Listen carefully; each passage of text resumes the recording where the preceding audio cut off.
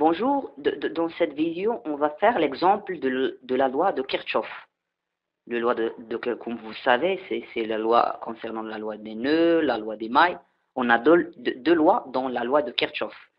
Le circuit qu'on va étudier, c'est un circuit de deux éléments.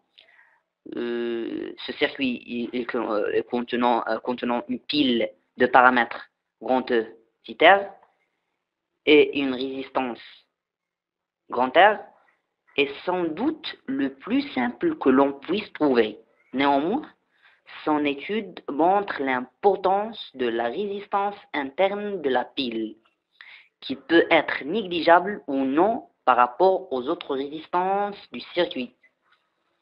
Appliquant la loi des mailles en partant du point A et en se déplaçant dans le sens trigonométrique, par exemple, on obtient moins R fois I, moins petit r fois I, plus E égale à 0.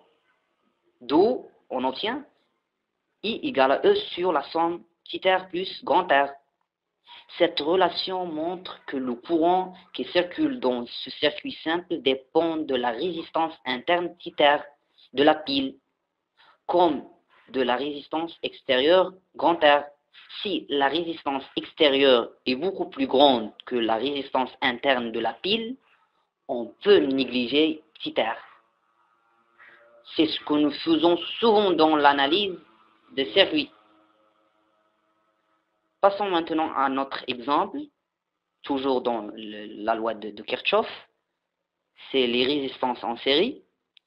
On va étudier un circuit contenant une pile de paramètres E et de résistance interne R, ainsi que deux conducteurs ohmiques de résistance R1 ou bien grand R1 et grand R2 montés en série.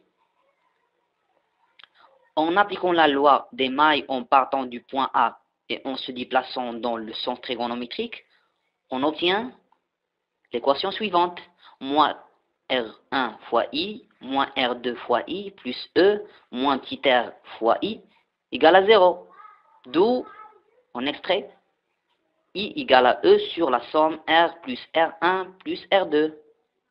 En comparant le courant dans ce circuit à celui que nous aurions obtenu en associant à la pile une seule résistance R, ça veut dire dans l'exemple précédent, nous constatons qu'il est équivalent de mettre deux résistances R1 et R2 montées en série ou une seule résistance grand R de valeur R1 plus R2.